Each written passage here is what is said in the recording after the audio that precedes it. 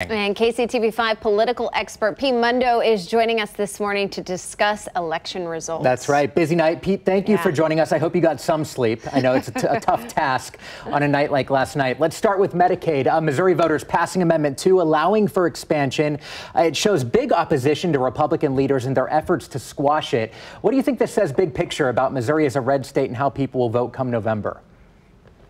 I don't think, Joe, it has a lot to do with how people will vote come November, but I think that people are sold on the idea of essentially the feds helping out those in most need across the state of Missouri with billions of dollars in health care money that's going to be coming here. But I don't think it has any tie into necessarily what's going to be happening in the state that Donald Trump won by 20 points later this fall. But certainly it's a sign that people in Missouri are interested in making sure that those in the greatest need are getting it right now, especially as we work our way through this pandemic.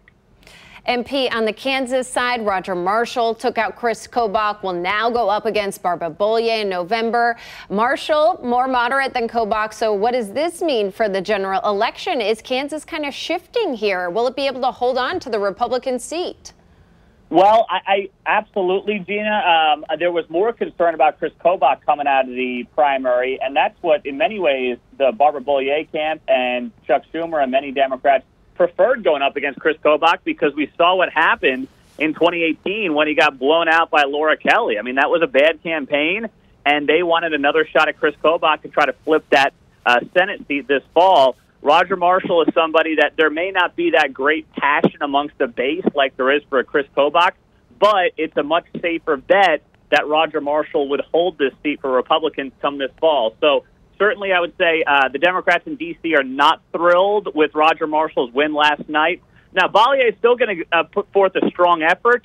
She'll probably do better than many people expect, but with all that being said, it is now clearly Marshall's to lose, and the Democrats may not be targeting this seat like they would have had Chris Kobach won last night. Yeah, there was a lot of money and attack ads that played a part of this loss, Kobach's loss, and people thought this would be an easy race for him. Barbara Bollier, she's a front runner when it comes to fundraising. That could be an issue for Marshall. Do you see it like that?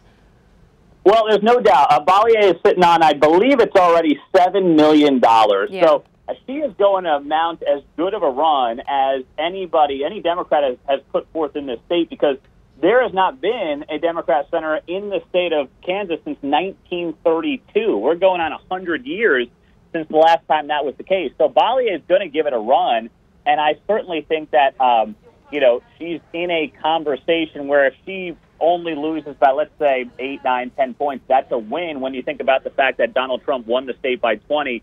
But it's not a seat that I think political analysts are going to say across the country is flippable right now, just based on the fact that it is a presidential election year. You've got the down ballot from there.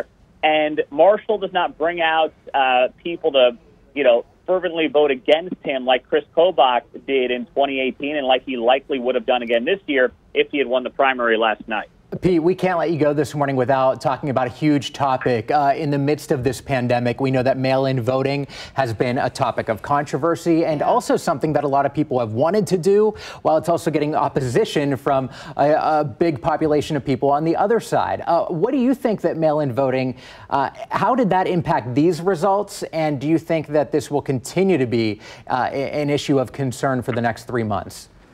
Well, I will be honest, Joe. I'll be sitting here this morning and saying this whole process worked out a lot better, and I was a lot more impressed by it than I thought it would be this morning. First off, I don't know if we'd be able to talk about any winners this morning on the Kansas side of the state line, but here we are, clean sweep. I mean, all the results are in for the major races, and I think that's a testament to the system. It's a testament to both sides of the state line where we've got our results here the morning after. The people have spoken, and I think that those who might have been more skeptical of the whole process don't have as much to talk about this morning on that front, if we're being completely fair. Yeah, I was definitely concerned we were going to have no results this morning. Yeah, nothing to talk about, but we have a lot to talk about this morning. I know at one point last night, close to when the polls were closing, of the 100, some mail-in ballots that were mailed out of 100%, about 65 to 70 were returned, which is, I mean, bigger than I expected. Right. So, all right, Pete, we appreciate all of your insight this morning and all of your expertise, so thank you for that. And we hope you have a good rest of the day.